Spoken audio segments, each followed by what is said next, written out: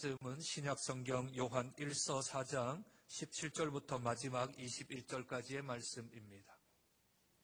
신약성경 393쪽 정도에 있습니다. 요한 1서 4장 17절로 마지막 21절까지 말씀입니다. 말씀이 그리 길지 아니하니 함께 한 목소리로 우리 존귀하신 하나님 말씀 함께 읽으면 우리 입술이 복될 줄로 믿습니다. 이로써 사랑이 우리에게 온전히 이루어진 것은 우리로 심판날에 담대함을 가지게 하려 함이니 주께서 그러하심과 같이 우리도 이 세상에서 그러하니라. 사랑 안에 두려움이 없고 온전한 사랑이 두려움을 내쫓나니 두려움에는 형벌이 있음이라. 두려워하는 자는 사랑 안에서 온전히 이루지 못하였느니라. 우리가 사랑함은 그가 먼저 우리를 사랑하셨음이라. 누구든지 하나님을 사랑하노라 하고 그 형제를 미워하면 이는 거짓말하는 자니 보는 바 그 형제를 사랑하지 아니하는 자는 보지 못하는 바 하나님을 사랑할 수 없느니라. 우리가 이 계명을 주께 받았나니 하나님을 사랑하는 자는 또한 그 형제를 사랑할지니라. 아멘.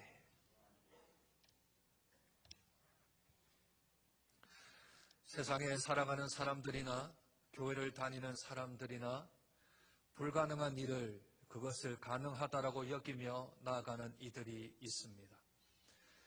쓰러질 것을 뻔히 알면서도 불구하고 바벨탑을 짓는 사람과 마찬가지이겠지요. 그 중에 하나가 완벽을 추구하는 사람입니다. 완벽이요. 나는 완벽주의자다. 그렇게 말하는 사람도 있고 또는 완벽주의자를 추구하는 사람도 있습니다. 어느 심리학자가 10가지의 질문을 던져서 이 중에 7가지가 해당되어지면 7가지 이상이 해당되어지면 그 사람은 자기가 인정하든 인정하지 않든 상관없이 완벽주의자라 말합니다. 첫째, 자신의 행동이나 사고에 불안이라는 심리를 바탕에 둔다. 둘째, 작은 실수에도 민감하고 그것에 대해 자신에게 자주 화를 낸다. 셋째, 이것 아니면 저것이라는 극단적인 이중성을 나타낸다. 넷째, 과거에 대한 후회와 미래에 대한 불안한 마음을 자주 갖게 되어진다. 다섯 번째, 자신을 끊임없이 부족하다고 채찍질을 하게 된다. 여섯 번째, 스스로는 마음이 여린데 마음이 강한 사람인 척 행동을 한다. 일곱 번째, 남에게 지나치게 칭찬이나 인정을 받는 것을 좋아하는 특징이 있다. 여덟 번째, 100%라는 말을 좋아하고 이를 위해 모든 것을 쏟는다. 아홉 번째, 마음이 여린 사람이나 약한 사람에 대해서 호의적이지 않다. 열 번째, 동기와 과정보다 지나칠 정도로 결과의 성취, 성공, 성장을 지향한다. 읽어가지고는 이게 7가지인지 8가지인지 3가지인지 2가지인지 잘 오지는 않지만 좀 많은 부분에 내가 해당된다 하면 그분은 완벽주의자입니다. 좋은 의미는 자신의 삶에 성장을 줄 수 있고 또한 행복도 어느 정도 가져다 줄 수 있습니다. 그러나 부정적인 의미로는 자꾸 자신의 삶에 대하여서 고통을 주고 욕심만 가져다 줄 뿐이지요. 결국 완벽주의자가 도달되어지는 결과는 결국 자신은 완벽해질 수 없다라는 완벽하게 알 뿐입니다. 나는 완벽할 수 없음을 깨닫게 될 뿐이지. 성경은 우리에게 완벽을 요구하지 않습니다. 완전함을 요구하지 않습니다. 오늘 성경은 완전이라는 말, 완벽이라는 말 대신에 온전이라는 말을 씁니다. 온전이요. 우리 교회의 올해 표도 그 안에 온전이라는 말이 들어갑니다. 에베소서 4장 13절 말씀에 하나님의 아들을 믿는 것과 아는 일에 하나가 되어 어떤 사람이요? 온전한 사람을 이루자 하는 것이 성경의 말씀입니다. 성경은 우리에게 그 언제도 완벽한 사람, 완전한 사람이 되라고 요청한 적이 없습니다. 그러나 많은 사람들은 완벽함 때문에 좌절하기도 하고 완전함 때문에 내 스스로가 넘어지기도 합니다. 그러나 성경은 단 한 번도 완벽, 완전이라는 말을 사용하지 않습니다. 온전히, 온전하라는 말을 사용할 뿐입니다. 이 온전함이라는 말은 완전함이나 완벽함이라는 말과는 사뭇 다른 의미입니다. 예를 들면 이 어부가 고기를 낚는 그물이 새 그물이 완벽과 완전이라고 한다면 온전이라는 말은 마치 그물이 오래되어서 낡아서 여기저기 구멍이 나 있는 상태입니다. 구멍이 나 있는데 그곳으로는 고기를 못 잡자 어부가 무태 올라와 그 헤어진 그물들을 다시 복원하는 거죠. 재원하는 겁니다. 거기를 다시 찢어지고 넘어지고 엎어진 부분들을 다시 꼬매어서 이렇게 재활용을 해서 그래서 다시 바다로 나아가서 그물을 던지는 상태입니다. 그런데 큰 물고기가 잡히면 그 다시 재건했던 그 부분이 다시 찢어질 수도 있습니다. 그러면 또 다시 와서 그 그물을 다시 깁는. 그래서 헬라어 원어가 이 온전이라는 말은 그물을 깁다라는 말에서 파생되어진 단어입니다. 온전은 우리처럼 죄악으로 물들어진 인생들, 어쩔 수 없이 하나님의 형벌을 받을 수밖에 없었던 우리 인생들을 마치 그물을 끼워서 다시 재사용하는 것처럼 다시 재건해서 사용하는 것. 우리들은 새 그물이 될 수가 없고 우리는 완벽한 그물이 될 수는 없지만 그것을 끼워서 온전한 그물은 되어 하나님께 쓰임받을 수 있는 사람인 것이지요. 그래서 오늘 본문 요한 1서에 총 5번 온전이라는 말이 나오는데 그 중에서 오늘 읽었던 5절밖에 안 되는 이 구절 안에 3번이나 온전이라는 말이 사용되어집니다. 온전한 사랑, 온전하게 될 것, 온전히 이룬다라는 말을 사용하고 있는 것이지요. 따라서 성경은 우리에게 완벽과 완전을 요구하지 아니하고 온전해지는 것. 허물 많고 실수 많고 잘못으로 투성인 우리에게 하나님이 우리 안에 들어오심으로 우리가 하나님 안에 들어감으로 우리들이 완전해지는 게 아니라 어떻게 된다고요? 온전해진다고요. 떨어진 거물이 키워진다고요. 구멍난 우리의 가슴에 하나님이라는 그 사랑이 우리 안에 들어와 우리가 그것이 키워져서 온전하게 되어질 수 있다. 성경은 말합니다. 오늘 읽었던 17절 말씀은 이렇게 시작을 합니다. 이로써 사랑이 우리에게 온전히 이루어졌다. 이로써 사랑이 온전히 이루어졌다. 이같이, 이로써, 이와 같이 라는 말은 앞에 있는 말을 받고 있지요. 앞에 있는 말이 16절입니다. 그 말씀은 하나님 안에 거하고 하나님도 그의 안에 거하는 사람. 우리가 하나님 안에 거하고 하나님이 우리 안에 거하는 사람. 지난주 말씀 기억하시나요? 하나님이 우리 안에 거하시면 우리가 성령 세례를 받아 예수님을 구주로 시인할 수 있게 된 사람. 그 사람이 하나님이 우리 안에 있는 사람입니다. 또한 하나님이 우리 안에 들어오셔서 우리가 성령으로 거듭난 사람은 또한 우리가 하나님 안에 거하게 되어지면 우리의 모습은 보이지 아니하고 우리의 형체, 우리의 말, 우리의 행동을 통하여 누가 드러난다고요? 하나님 예수님이 드러나게 되어지죠. 우리가 말을 하면 하나님 말씀을 하는 것 같이 하고 우리가 행위를 하면 하나님의 사역을 하는 것 같이 해서 우리가 우리의 모습이 드러나는 것이 아니라 하나님의 모습이 드러나는 것. 그래서 구원받은 사람이 구원받은 자답게 살아가는 것이 하나님이 우리 안에, 우리가 하나님 안에 들어가 살아있는 삶, 그 사람을 뜻하는 겁니다. 이로써 사랑이 온전히 이루어진다. 사랑이 우리에게 온전히 이루어질 수 있는 근거는 우리가 하나님 안에 거하고 하나님이 우리 안에 거하면 이 조건적입니다. 이로써 우리가 온전한 사랑을 이룰 수 있다 합니다. 근거가 우리가 아니고 하나님 안에 우리가 거하고 우리가 하나님 안에 거하는 하나님의 지극하신 그 사랑, 그 은혜 가운데 있게 되어지는 사람에게는 온전한 사랑이 가능해지는 줄로 믿습니다. 이 사랑을 통하여서 우리들은 우리 안에서 하나님 안에 거하게 되어지므로 그분이 사셨던 것처럼 살아가게 될 뿐만 아니라 빛 가운데 살아가게 되어지며 죄를 짓지 않으려고 애를 쓰고 노력하게 되어지며 다른 이를 내 몸처럼 사랑함으로 내 안에 하나님이 거하시는 증거를 일으키게 할 뿐 아니라 하나님 말씀을 지키려고 하는 부단한 애씀과 노력함이 우리 스스로에게서 일어나게 되는 것이죠. 왜냐하면 하나님은 본질상 사랑이시기 때문에 그렇습니다. 하나님은 본질상 본래부터 그 자체가 사랑이십니다. 그런 의미로 하나님은 사랑이 많습니다 말은 어쩌면 틀린 말인지 모릅니다. 제가 이유식입니다. 제가 이유식입니다. 저는 그냥 이유식입니다.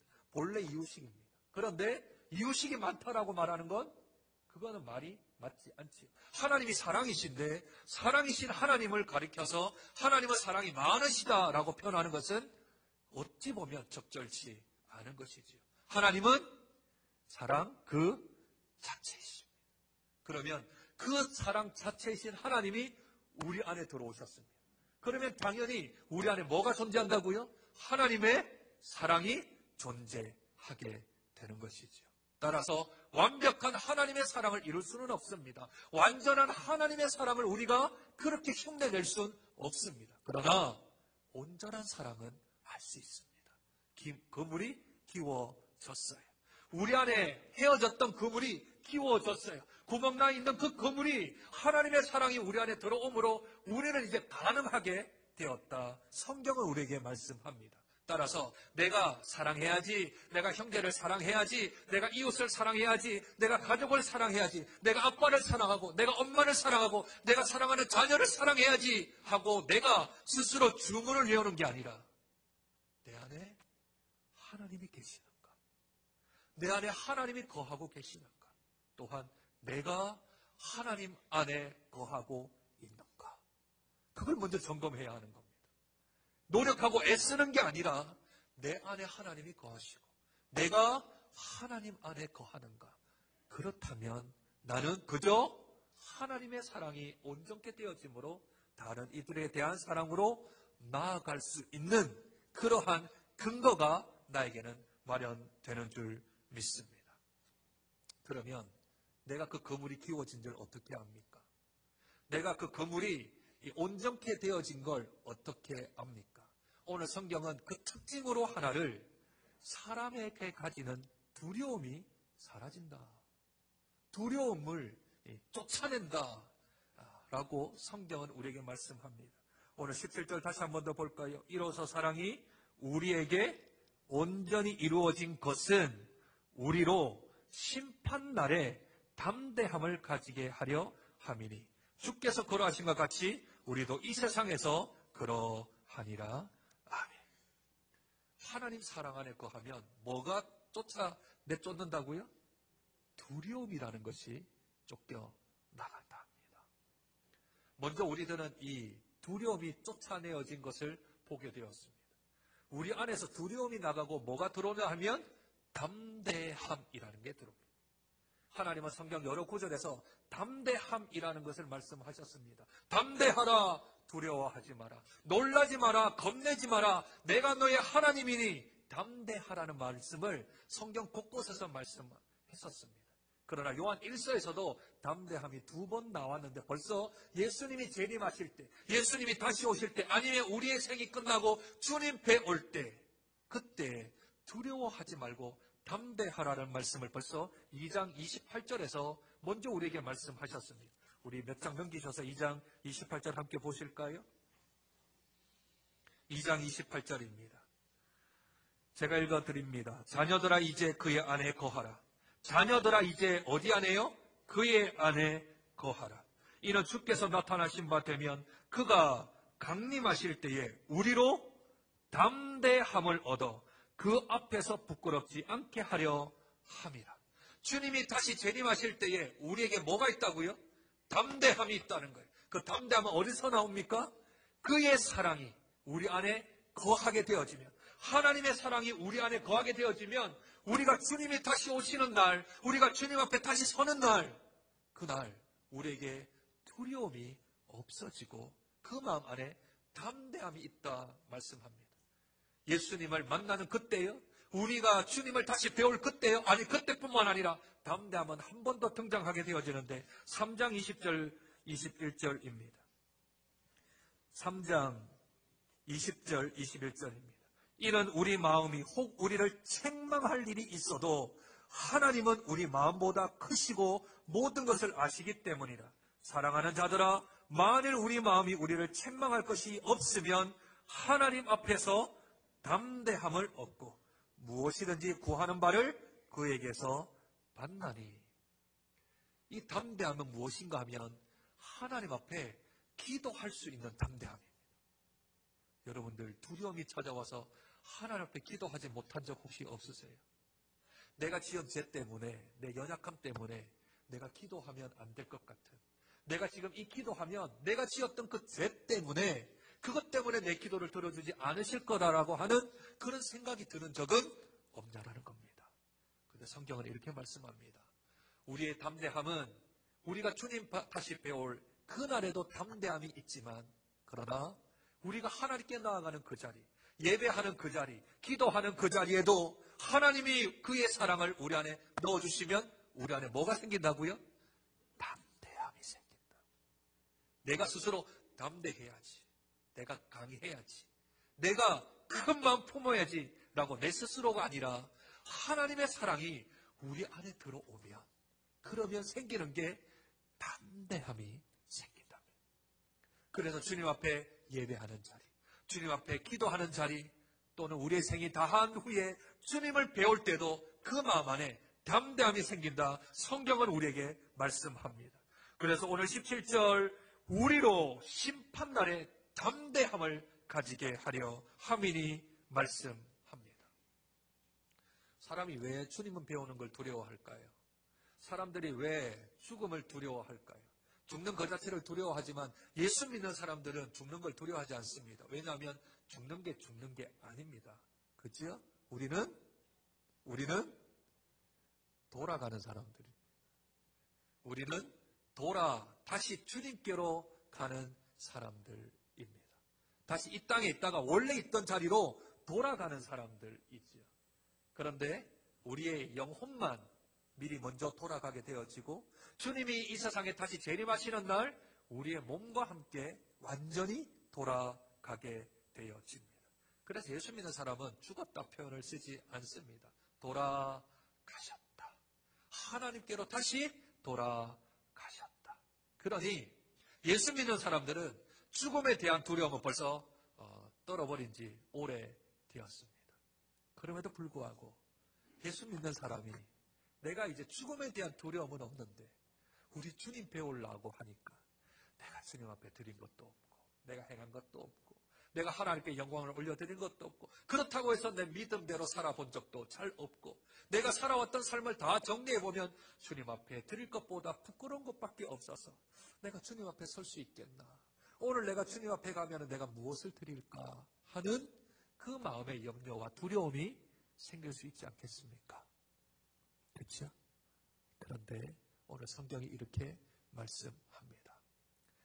네가 한 것 가지고, 네가 이 땅에서 한 것 가지고 내가 너를 평가하지 아니하고 내가 너를 먼저 사랑했다.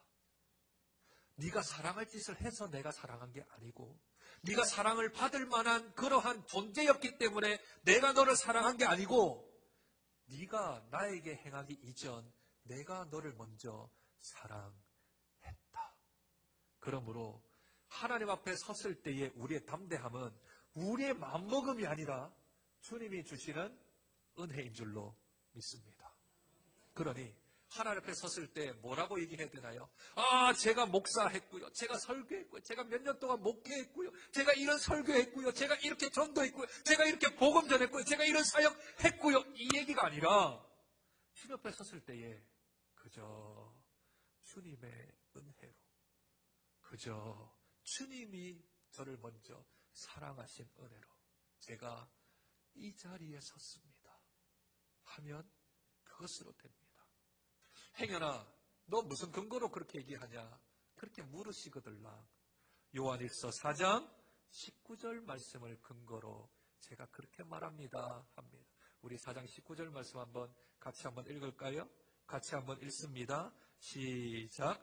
우리가 사랑함은 그가 먼저 우리를 사랑하셨습니다.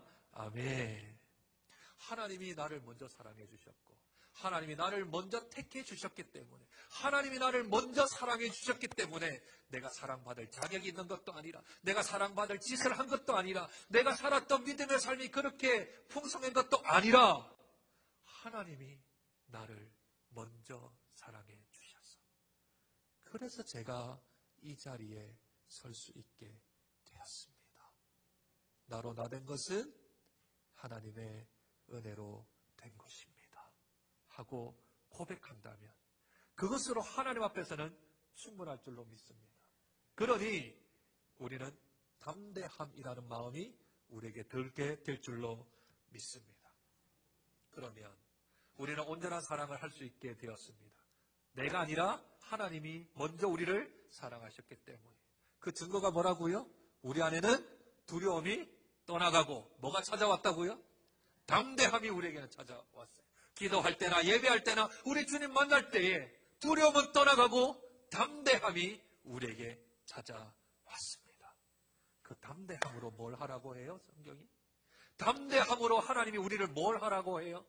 오늘 20절입니다.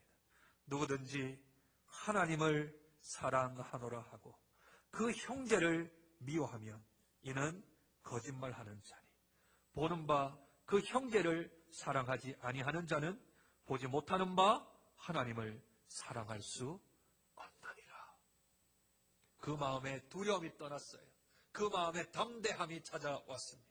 그 담대함의 원인은 하나님의 사랑이 자기에게 먼저 왔다라고 고백한 것이라 했습니다. 그러면 우리가 주어져 있는 하나님의 명령은 보이는 바 형제를 사랑함으로 내 안에 하나님의 사랑이 들어왔다라는 것을 확인하고 증명해내라 하십니다. 보이는 형제를 사랑하지 못하면서 보이지 아니하는 하나님을 사랑하는 것은 거짓말이다. 그렇게 말합니다. 하나님을 사랑하면 보이는 형제도 마땅히 사랑할 수 있어야 하지요. 그런데 보이지 않는 하나님을, 제가 보이지 않는 하나님을 사랑합니다 라고 말을 하는 것은 당연히 보이는 형제는 사랑할 수밖에 없게 된 겁니다. 예수 믿는 사람은 교통법규를 잘 지키는 사람입니다. 맞습니까? 맞습니까? 운전 안 하시는 분들만 아멘 하시는 것 같습니다. 제가 처음 차를 26살 때 산 것 같은데 26살에 이제 차를 한 대 샀어요. 첫 차를 사니까 그 중고차 한 200만 원 주었던 그런 중고차를 샀는데 그래도 너무 기뻐서 그래도 너무 감사해서 그 뒤에다가 뭘 하나 크다랗게 붙였어요. 익투스라고 물고기에 주는 그리스도시요 살아계신 하나님의 아들이십니다라고 하는 그런 익투스, 이 헬라어로 되어진 그걸 뒤에다가 탁 붙이고 나는 예수 믿는 사람이다 하고 앞에 십자가를 크다랗게 딱 붙이고 나는 하나님 믿는 사람이다 하고 몰고 다녔는데 그 다음날 뛰었습니다. 그 다음날이요. 그 다음날 뛰었습니다. 부끄럽고 창피하고 그걸 달기 전에는 제가 그런 사람인 줄 몰랐습니다. 그런데 끼어들기는 1인자요. 과속은 그냥 일상이라. 제가 803 길, 그 산길을 다녔는데 그 산길에 30km가 규정속도인데 거의 제가 80으로 달리고 있더라고요. 고개 운전을 한 거죠. 왜냐하면 군인이었어요. 군이다 보니까 어떻게 없이 막 이렇게 달려야 되어서 그렇게 살았던 제 모습을 보고 하루 만에 뛰자. 뛰는 게 더 주님의 영광 안 가리우겠다. 주님의 영광을 더럽히기는커녕 이건 뛰는 게 주님의 영광 가리우지는 않겠다고 그날로 익투서 뛰고 그랬더니 흉터도 남고 십자가 앞에 뛰고 그리고 차라리 뛰고 달리자.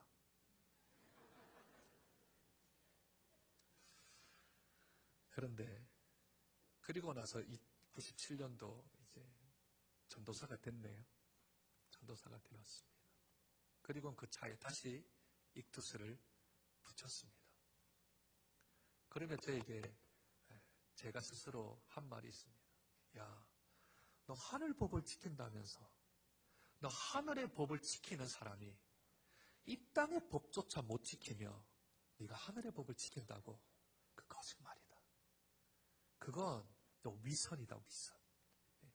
너 가면을 쓰고 다니는 사람이다. 그러니 하늘의 법을 지킨다고 말하기 이전에 이 땅에 있는 법부터 지키자 하며 그때부터 교통법규를 잘 지켜서 지금까지 벌점이 하나도 없습니다. 지금까지 목사가 아멘 할 건 아니고요. 이게 당연한 일이니까. 그죠? 네. 그러니 세상 살아가는 사람 가운데 예수 믿는 사람이 내가 하늘의 법을 지킵니다 하는 사람은 지상의 법, 물론 부지불식간에 나의 인식하지 못하는 상황에서 교통법규 어길 수는 있습니다. 어기면 딱 잡아떼지 마시고 절대로 안 그랬다 하지 마시고 죄송합니다. 제가 실수를 했습니다. 제가 좀 잘못을 했네요 하고 달게 벌을 받는 게 예수 믿는 사람입니다. 삿대질 하지 마시고 싸우지 마시고. 마찬가지입니다. 내가 보이지 않는 하나님을 사랑합니다 라고 말을 하는 것은 보이는 형제를 사랑하는 것이 보이지 않는 하나님을 사랑하는 것에 대한 증거가 되어집니다. 내 가족을 사랑하지 못하면서 교회를 사랑한다고요? 그 거짓말입니다. 내 자녀들을 귀하게 여기지 않으면서 주일학교 학생들을 귀하게 여긴다고요? 그 또한 거짓입니다. 오늘 어린이 주일 아닙니까? 어린이 주일인데 내가 하나님을 사랑하는데 아이가 좀 떠들어요? 아이가 좀 돌아다녀요? 아이가 좀 예배하는데 방해요? 쟤를 왜 데려가지고 이렇게 얘기하는 건 우리가 하나님을 사랑하는 마음이 아닙니다. 1년 12달 52주 그렇게 해야 되겠지만 오늘 예배 마치시고 식당이나 또는 교회 여러 곳에서 우리 아이들 만났거든. 아이들한테 칭찬해 주십시오. 아이들에게 귀한 복된 말들을 해 주십시오. 하나님의 일꾼이다. 하나님의 비전이다. 너희들이 교회의 미래이다 하고 그들에게 꿈을 심겨 주십시오. 여러분의 한마디가 그들의 인생을 변화시킬지도 모릅니다. 그들을 사랑하지 못하며 그들을 이해하지 못하며 내가 하나님을 사랑하고 하나님을 이해한다는 것은 거짓말입니다. 우리 형제자매도 마찬가지입니다. 내가 하나님의 사랑이 내 안에 있으면 내 안에 하나님이 거하고 계시면 그 증거를 좀 보여주어야 합니다. 어떻게 해요? 형제를 사랑함으로. 여기 말하는 형제란 기독교인을 말하는 겁니다. 함께 신앙생활하는 형제 자매들을 말하는 겁니다. 교회에 다니는 형제 자매들, 같이 믿는 신앙생활을 하는 이들을 사랑하지 못하면서 내가 세상을 사랑한다고요? 세상 사람들을 전도한다고요? 거짓말입니다. 그리고 그걸 전도한다고 한들 그분이 교회에 와서 마음에 상처만 받을 뿐입니다. 따라서 내 안에 하나님이 거하시고 내 안에 하나님의 사랑이 있다는 것을 우리의 담대함으로 하나님이 주신 그 은혜를 형제 사랑함으로 옆에 있는 형제 자매들, 우리 사랑하는 가족, 우리 사랑하는 형제 자매, 우리 사랑하는 자녀들, 우리 사랑하는 부모님부터 먼저 사랑하기 시작해야 합니다. 나에게 잘해주든 나에게 잘못해주든 나와 관계가 멀든 나와 관계가 가깝든 나와 성향이 맞든 나와 성향이 맞지 않든 우리 사랑하는 주 안에 있는 형제 자매들을 내 몸처럼 사랑하여서 우리가 온전한 사랑을 이루어서 저는 하나님의 사랑으로 제 뚫어진 그물이 기워졌습니다. 제 구멍난 가슴이 하나님의 사랑으로 메꾸어졌습니다. 그것을 증명하고 확인하고 확증하는 저와 여러분 되시길 주님의 이름으로 축복드립니다. 하나님 감사합니다. 고맙습니다. 완벽한 사랑을 하라 하면 우리에게는 절망입니다. 완전한 사랑을 하라고 해도 우리에게는 낙심입니다. 그런데 하나님께서 우리에게 온전한 사랑을 부어주셨습니다. 그 근거도 우리가 아니라 하나님이십니다. 따라서 우리들은 하나님의 그 사랑이 우리 안에 들어오심으로 우리가 하나님 안에 거하게 되므로 우리들은 하나님의 그 온전한 사랑이 가능해지게 되었습니다. 그 증거가 우리에게 두려움이 물러가고 우리에게 담대함이 찾아오게 되었습니다. 그 용기 가지고, 그 담대함 가지고 우리들이 할 수 있는 것은 내 옆에 있는 가족, 내 사랑하는 자녀들, 내 사랑하는 부모님, 내 사랑하는 구역 식구들, 내 사랑하는 전도 회원들, 내 사랑하는 교회에 있는 그리스도인들을 사랑하는 일입니다. 그를 통하여 내 안에 하나님이 거하신 것과 내가 하나님 안에 거하는 것이 증거되어지고 확증되어집니다. 그리스도인들끼리도 서로 다투고 반목하고 분열하고 서로 시기하고 질투한다면 누가 하나님의 사랑을 증명해 보일 수 있겠습니까? 누가 살아계신 하나님을 우리들이 보여줄 수가 있겠습니까? 사랑하는 우리 장전의 식구들부터 서로 사랑하게 하여 주시옵소서. 멀리 있는 자들부터 품게 하여 주옵소서. 그들과 관계가 회복되게 도와주옵소서. 틀어졌고 얼그러져 있던 그러한 끈아클들이 우리 하나님의 사랑으로 인하여 풀어질 수 있도록 은혜 도하여 주옵소서. 그 담대함이 있는 자마다 먼저 손을 내밀게 하여 주셔서 화해가 있게 하시고 용납이 있게 하시고 이해가 있게 도와주시고 서로 하나님의 사랑이 풍성하게 있으므로 보이지 아니하는 하나님을 사랑하는 것이 보이는 형제 자매들을 사랑하는 것으로 증명하며 확인하며 확증할 수 있는 저희들이 되어질 수 있도록 주님 저희들을 축복하여 주시옵소서. 존귀하신 예수님 이름으로 기도드립니다.